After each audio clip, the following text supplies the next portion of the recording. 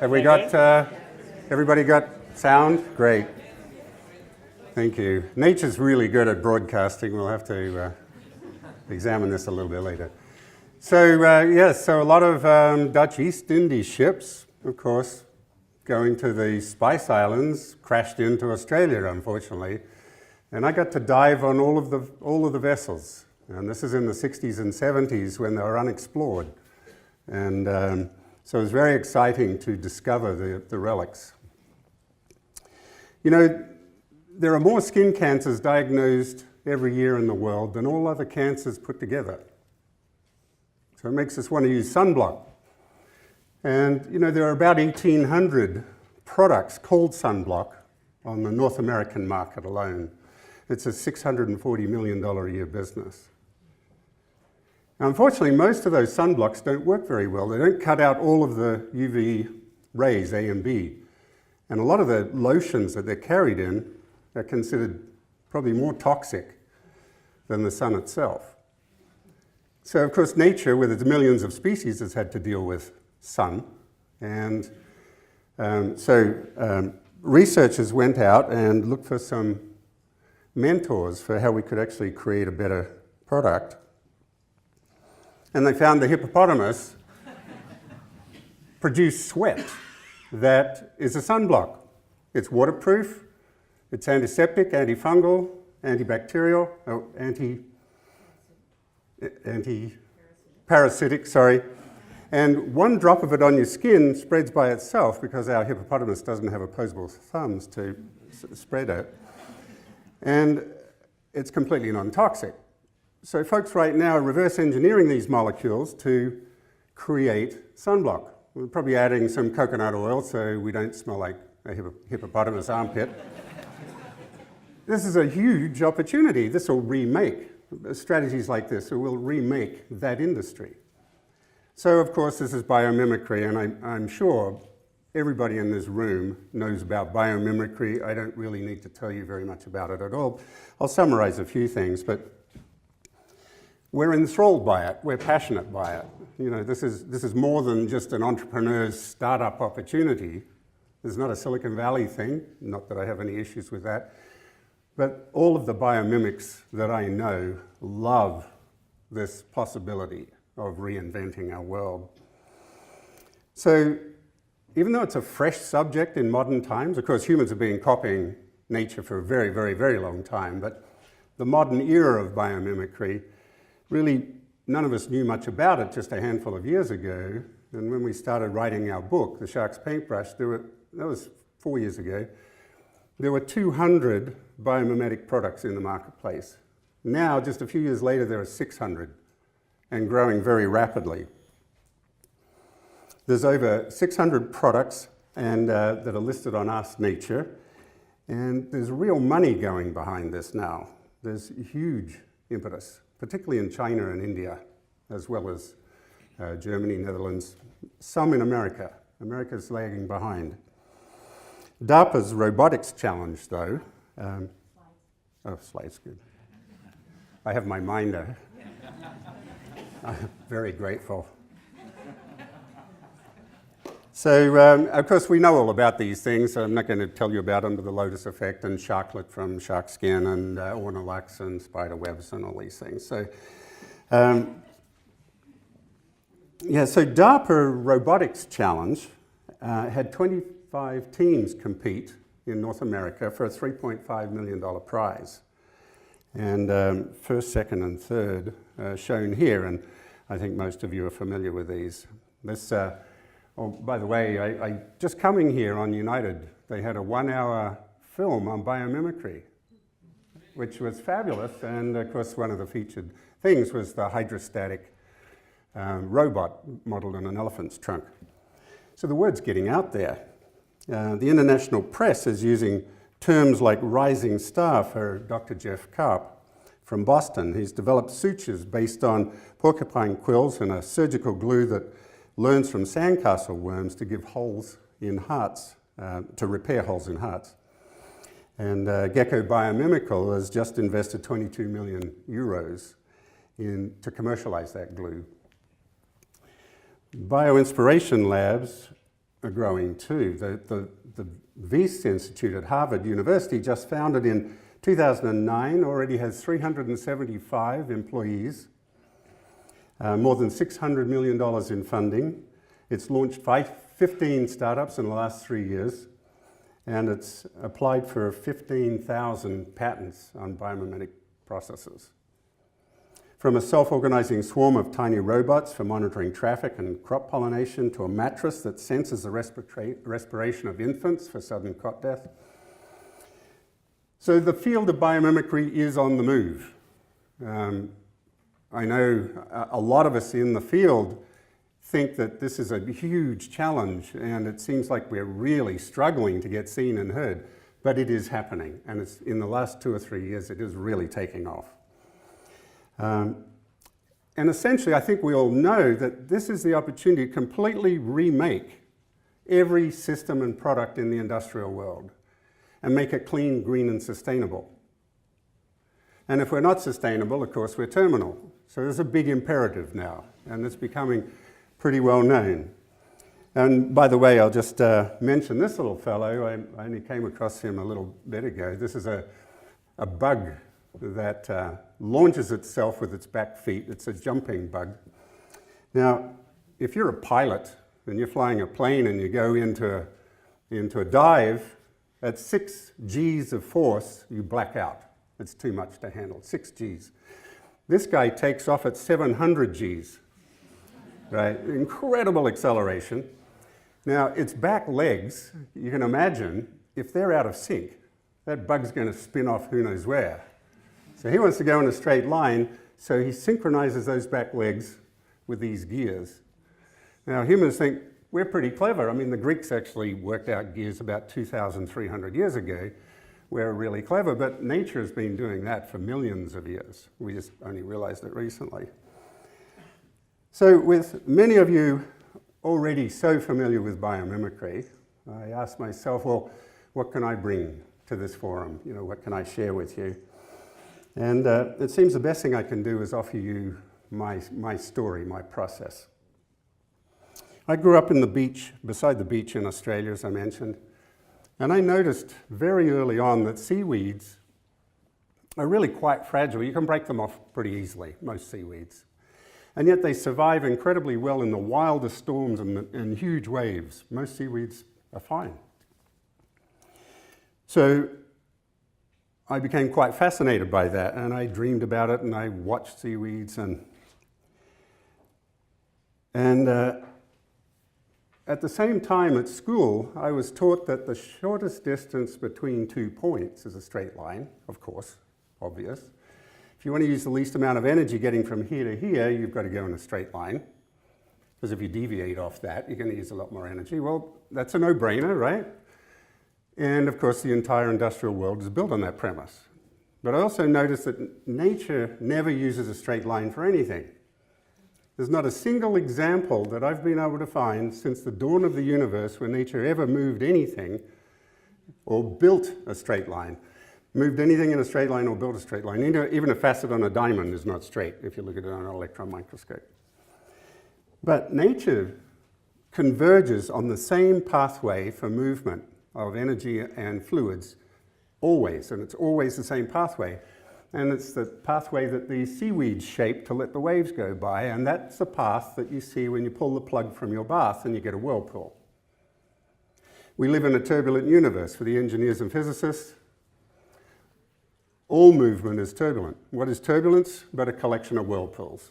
That's what nature uses in every case, and every living thing is built to the geometry of whirlpools because every living thing goes through a liquid phase in its development. So every part of the human body, and by the way, we see it not just in whirlpools, but in seashells and plants and tornadoes and particle decay and a particle accelerator right through to cosmological structures. And heat flows the same way. In our human bodies, we see it in the heart muscle. 60,000 miles of plumbing. This is an incredibly efficient system, much better than anything humans have ever done. And there's not a straight line in there. And all these arterial systems are in the shape of whirlpools. In the center is a seashell, down on the right is the cochlea of our ear, on the left is an electron microscope photograph of a human skin pore. This is how we sweat. So this is nature's method for moving things. A whirlpool is the path of least resistance. It's an almost frictionless machine. Now imagine that. We use all of our energy in the world, most of it, to overcome friction. A certain amount for gravity too, but a lot of it's friction. And nature actually uses a machine for everything it does that's almost frictionless. You know, what if we could do that? So nature, rather than trying to suppress turbulence, it exploits it. So humans have recognized this shape since the dawn of thought and have assigned mystical properties to whirlpools. And it's the most common icon through all religious traditions in history, from shamanic cultures right through all of the organized religions.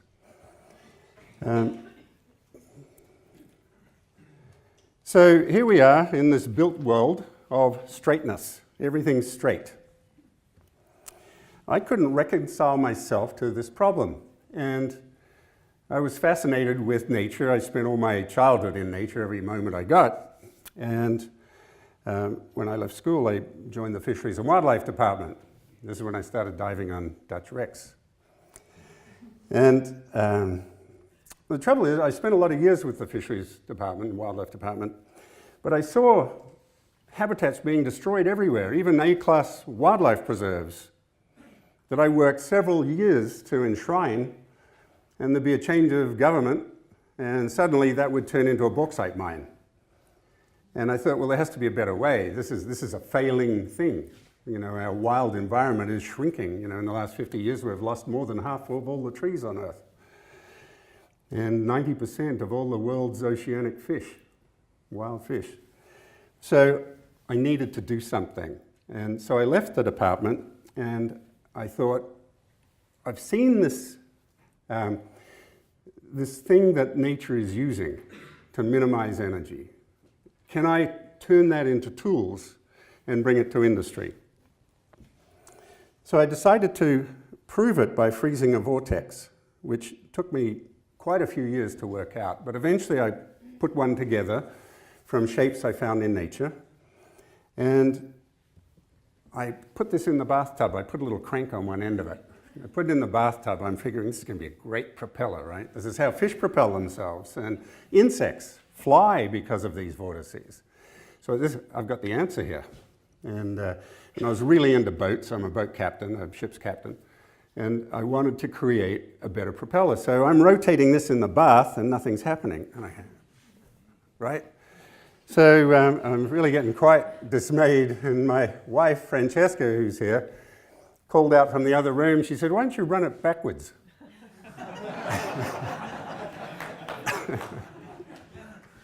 So fortunately, after muttering, I did. And it worked. And it worked incredibly well. We suddenly had a propeller that was doing things that were counterintuitive and were giving better results than anything that we'd ever seen.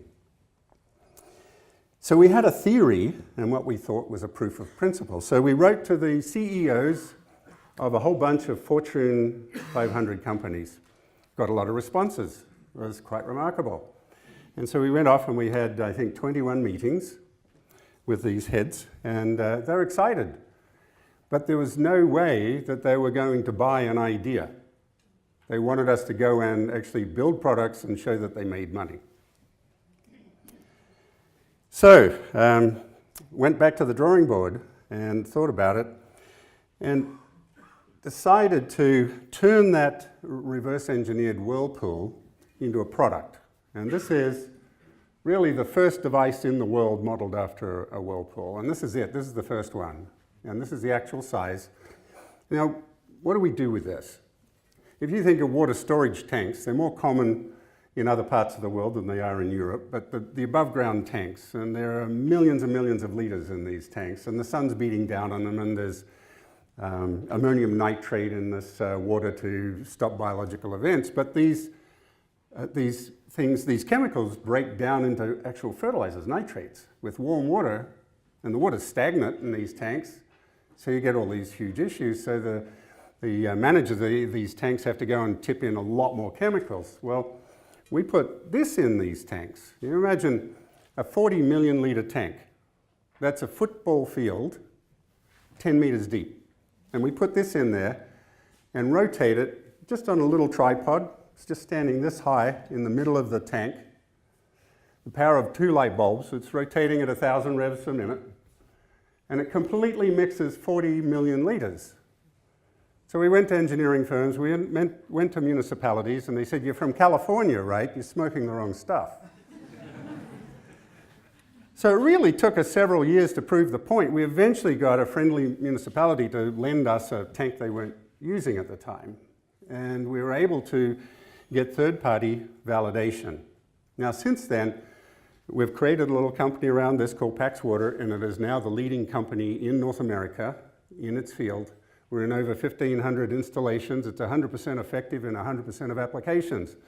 It saves 85% of the disinfectant chemistry that goes into these tanks, and it saves more than 85% of the energy that municipalities had to use beforehand. So this is a phenomenal biomimetic success, right? This is exactly what nature uses to keep our water supply fresh in the oceans, keep our atmosphere fresh. So, but here's the thing.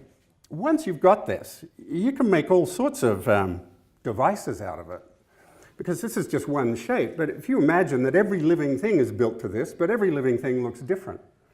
So you can change a few of the angles on this and you've got a completely different thing. Even a snowflake is built to the geometries of a whirlpool.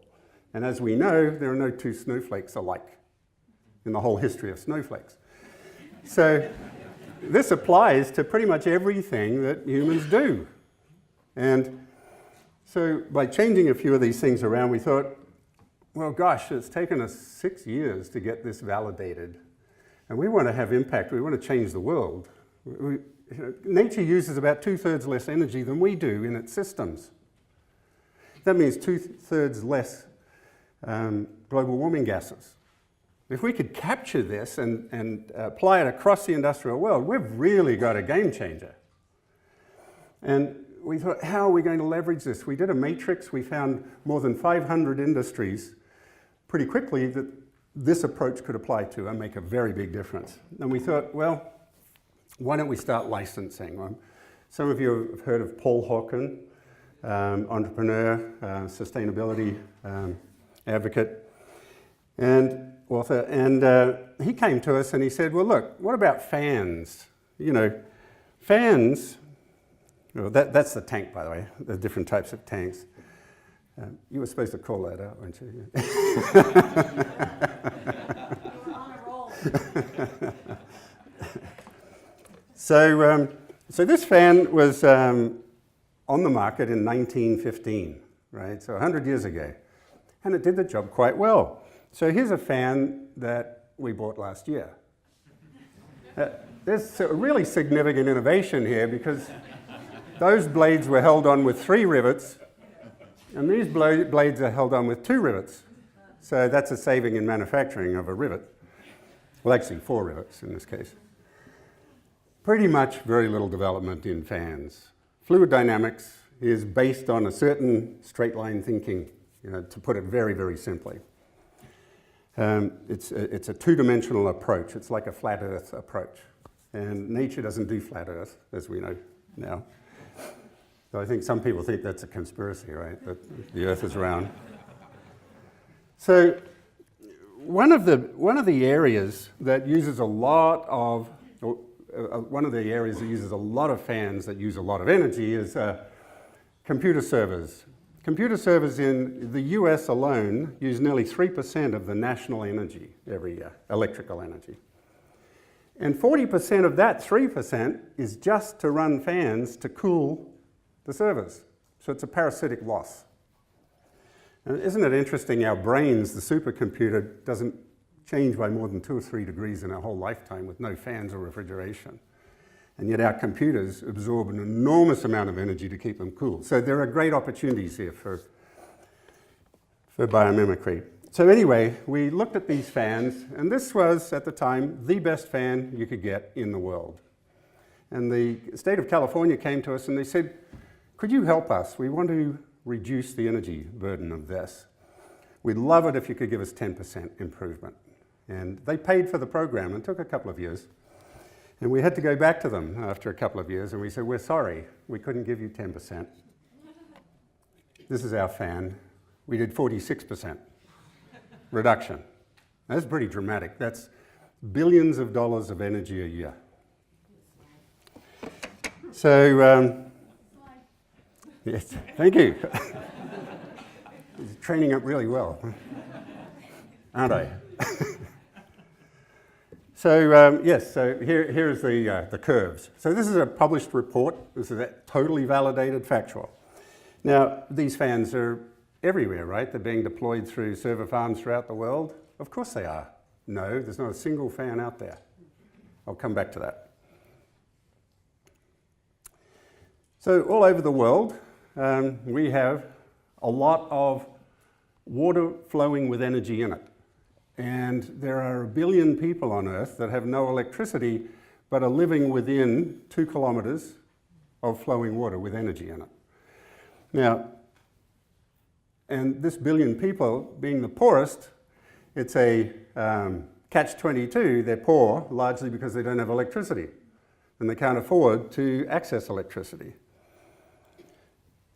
Now, the usual solution is we find a nice environment like this where there's live streams and lots of water and fish and everything else, and we put a big dam in it, kill everything off. Now we've got a head of water, we create hydroelectricity. It's a great way forward. These communities I was just talking about, of course, can't afford dams. Isn't that great? So what we've done is we've come up with a turbine modeled on seaweeds. Now this has benefited from a federal government grant in America. We've developed it, and we've shown that it is developing twice the torque of a conventional water turbine. And it's fish friendly. Fish can go right through it. Nothing gets hurt. Plastic bags can go through it, rocks can go through it, broken glass can go through it. It doesn't interfere with anything. It creates no wake. It doesn't destroy riverbanks. It can be tethered in a free-flowing river like this. And the federal government, right now, we're at the final stages. We've applied for a much, much bigger grant for the second stage. And this is being headed up by a wonderful Dutchman, Paul Vospik. Anybody here might know, somebody here might know him. Wonderful man. So, oil wells. Isn't this a lovely sight? Now, there are people in the oil industry that think that is beautiful. I mean, seriously.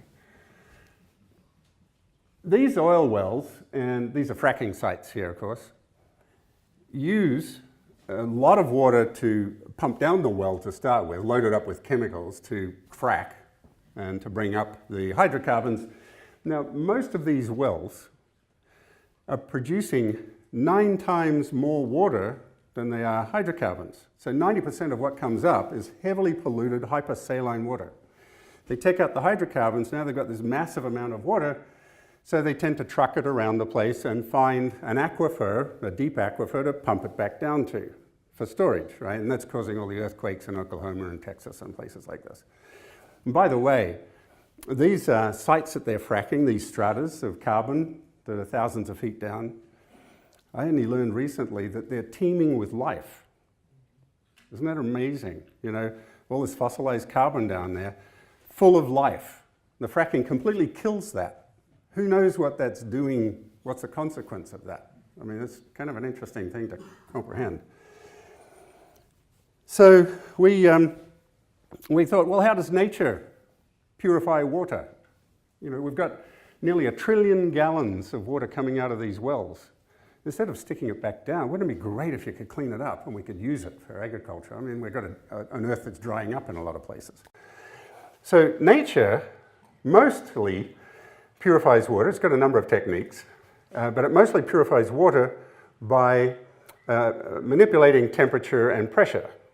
So here, you know, right here, if I boil a kettle, it's 100 degrees C. At the top of Mount Everest, it's about 60 degrees C because it's lower pressure. Well, nature is really, really good at dropping pressure. In fact, if you're on the beach and you feel the wind in your face, the cause of the wind is actually behind you. It's a low pressure system. Nature sucks. And it actually, that's why we call this pack scientific, because nature is kind of passive. It gets most of the job done in the world by sucking rather than going the other way. Now, it does both, but the real efficiency is in sucking. And whenever you suck a fluid, it goes into a single whirlpool, almost frictionless. So we created a device. There it is there. And this little thing is able to reduce the pressure. Now, there's all sorts of ways to reduce pressure. You use a Venturi, it's pretty simple. But Venturis have problems, and not the least of which is that your raw water is hot. So, and if it's hypersaline and full of chemistry, you've got to make your equipment out of materials that are going to stand up to those corrosive things. We're able, with this little device, to take that water down to 60 degrees C, and lower if we want, but at 60 degrees C, there's an awful lot of water out there that we've got at that temperature. So we don't have to pay a penny to increase the temperature. And also at 60 degrees C, we can make everything out of plastic. So this device does the job. It's working incredibly well. So, okay, we went to oil companies, and one of the biggest oil companies in America said, this is fantastic. And they funded us nearly $1 million to build the first field unit. Well, oops, I've gone too far.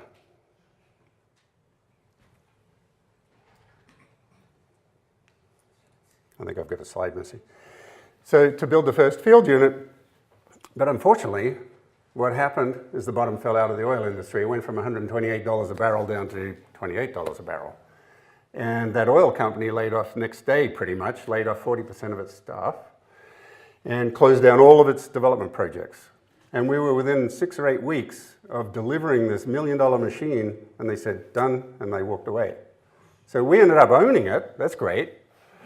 But we had several oil companies lined up to buy more of these machines once the first one was working in the field. And now we're stuck with this machine. We've got no funding for it. So it's parked on the shelf, and it's been there ever since the oil market went down.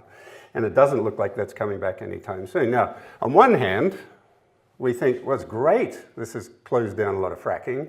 That's wonderful, right? But it didn't really help this biomimetic process, which we felt was leverage. We'd like to take this into places like India and Africa where we can clean up sewage and polluted rivers and things, but there's really not a lot of money in that, and to actually get started, we need a champion investor, like the oil industry. That's why we took that route. How am I doing for time? Okay, good. So anyway, I'm telling you a number of bleak stories here. But it's not all bad. Let me assure you, you'll leave here with a smile on your face.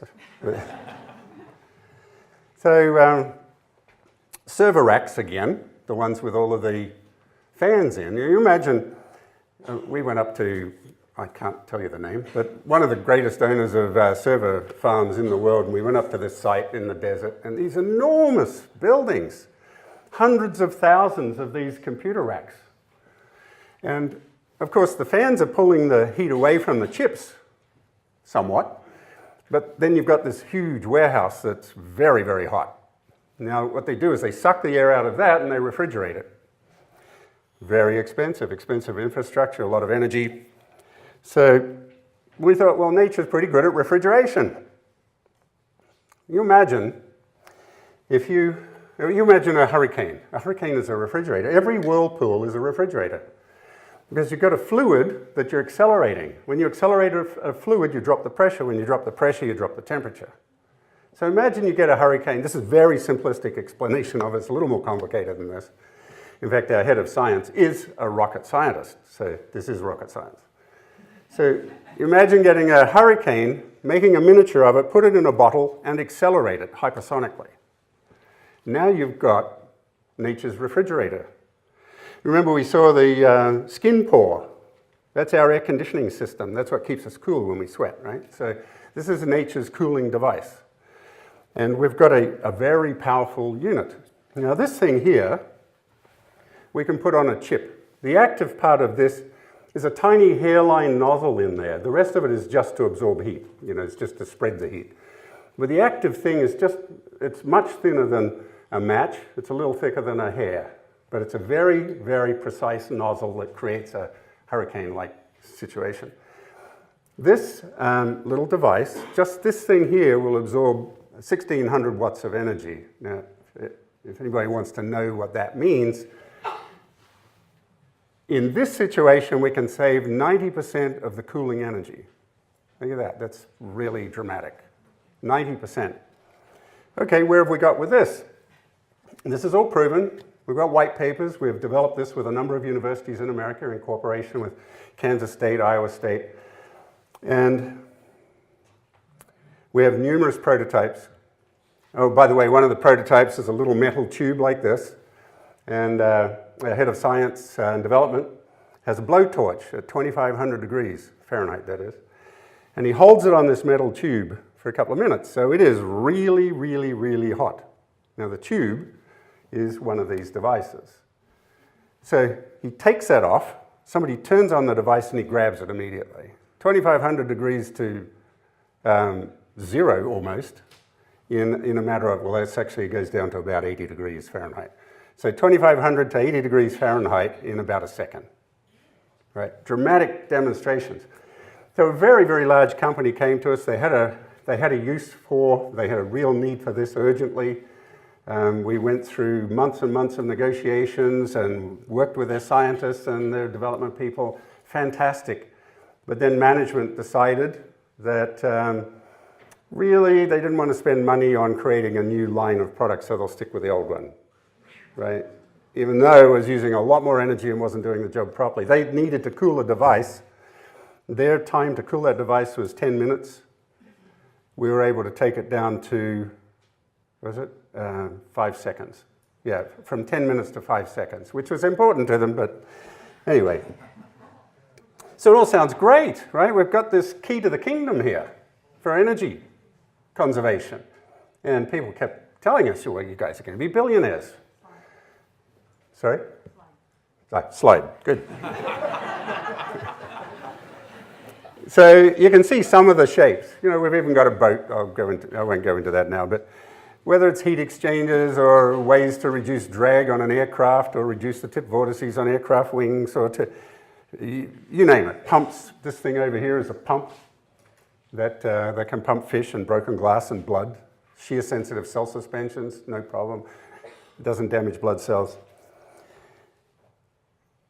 But we're not really motivated by money. Of course, we want to feed our shareholders.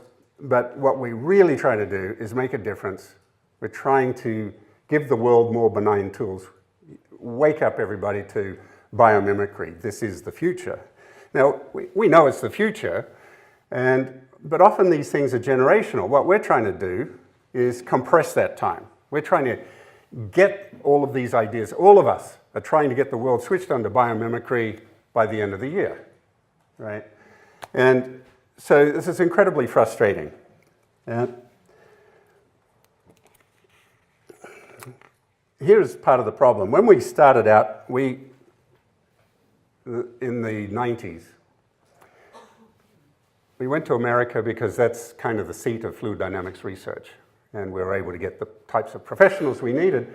But we were trying to sell energy efficiency. And for years, America didn't care about energy efficiency. It was not of interest. None of the manufacturers cared at all. And then, of course, we got a huge spike in the price of oil. So people came to us, the venture capital community came to us out of Silicon Valley. And we had all of the top names knocking on our door. And people were offering to throw money at us. Now, we thought, well, let's leverage this. Let's get a number of projects going simultaneously and get out into the industrial world. This is our moment. So we took in many millions of dollars into particularly this refrigeration device.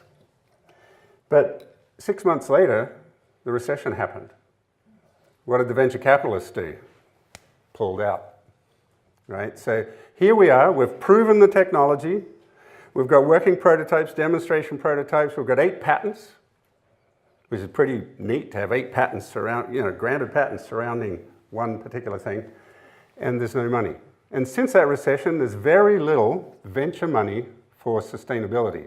In fact, the green technologies ended up with a dirty name in America. And the venture capital community don't even want to know about you. You've got to change your name. If you've got green in the name, get rid of it.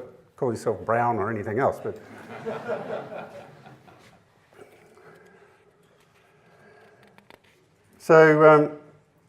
So funding is a really, really, really big deal, and anybody here that's an entrepreneur knows that. But it's not just that. It's not invented here. We did these fans with Cisco, and they loved it. But all their manufacturers in Japan and Taiwan, and we went to Japan and Taiwan manufacturers, and they said, no, we can do it ourselves, thanks. Of course, they can't, and they haven't. But there's no appetite to buy in technology from outdoors. So that's a problem. And even when we, there's their, that's the money that was, that green line is the green for dollars that was available for sustainable developments. Went up and then went down to almost nothing now. Fortunately, the federal government in America is still funding projects, and we are living and thriving, not thriving, striving on grants. One more slide. Great. So I tell you, with these fans, it costs a little bit to develop all of this and take out the patents and market it and keep a staff and all that sort of thing. But even when we talk to fan manufacturers, they weren't prepared to pay even a couple of cents a fan. Everybody wants, they'll say, we like your fan, but we want it to be cheaper than anything else we can get, even though you're twice as good. So here's the thing, we're all idealists, right? It's almost a pre-qualifier to be a biomimic. Businesses don't buy ideals, and they don't buy ideas. They buy bottom line. They buy profit, especially since the recession. We have seeds. They want to buy the store that sells the bread. So they want us to prove everything, show that it's making money, and then they'll buy the cash flow. Thank you. They know how to deal with cash flow.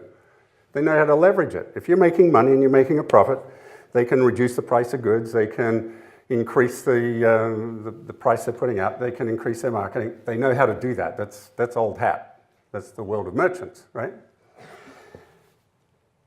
So we need to choose our target markets very carefully. We're all selling products, all of us. Doesn't matter what we're doing, whether we're a teacher or a banker or anything, we're selling a product. And we have to choose our markets very, very carefully and create something that people actually want, rather than what we think they should want. That's a mistake that we made for a lot of years. We thought we had this amazing thing, you should want it, right? We didn't ask, do you want it? So, some of you have heard of John Warner from the Warner Babcock Institute. He's a chemistry scientist, fantastic man. He's doing wonderful things, creating new molecules that are green. Now, he doesn't call himself a biomimic. He doesn't call himself sustainable. He doesn't even use those terms. But chemical companies are coming to him and knocking down his door because he's able to give them a new chemical with no liability that does the job better than they've got already. And so they want it. So he actually has a marketing model that works. So we're so frustrated by the experience with these fans that we're now designing our own fan to sell to the market. We're going to build our own product. 75% less energy than the best fan in the world today, half the noise. We're making it beautiful because pretty much most of the things that come out of nature are pretty beautiful.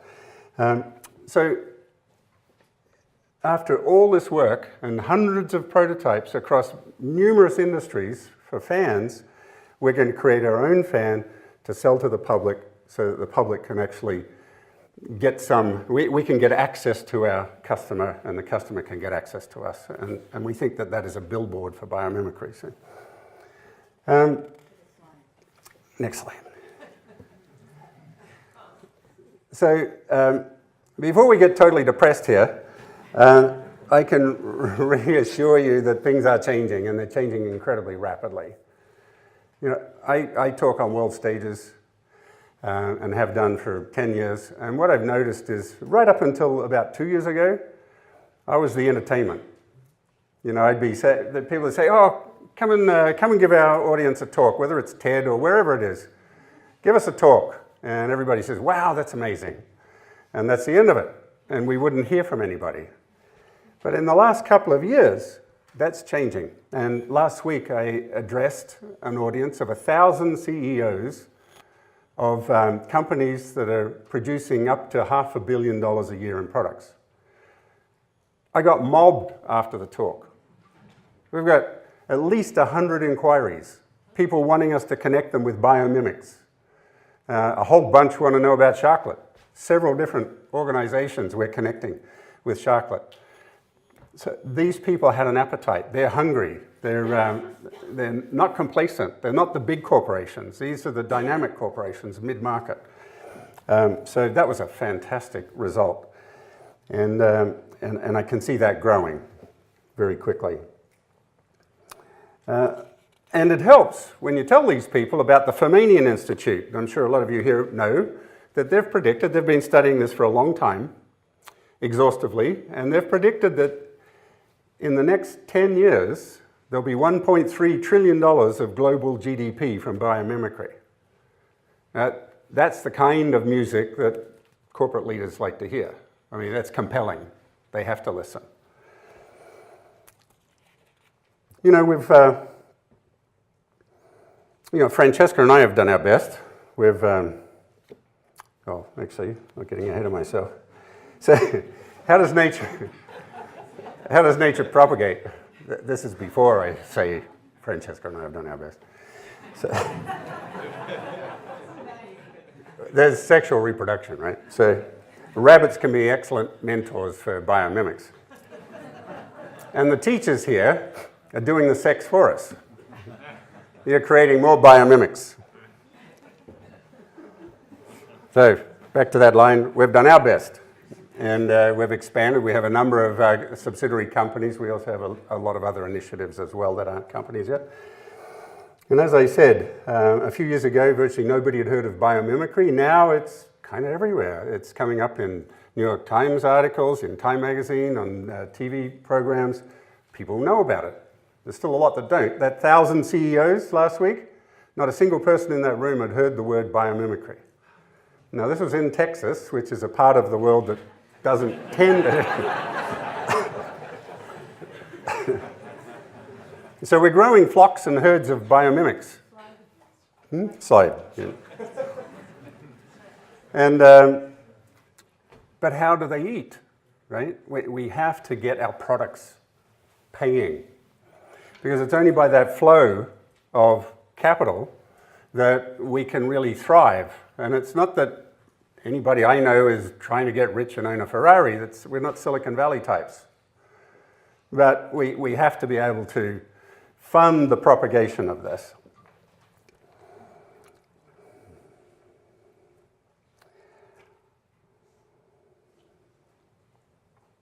We really, really, really need uptake by the business world, and that's what this conference is about, right? And for networking. I think the biggest thing that we keep hearing around the world is that the second there's a runaway success in biomimicry in terms of profit, and there's that ugly word. I mean, a lot of our friends, our close friends, are not motivated by profit or wealth, as I've said, right? But the corporate world is. So if you think of corporations, they have one mandate, is to make wealth. They don't have any other mandate. They don't have a mandate to be moral or ethical or anything else. Keep within the law and make money for shareholders.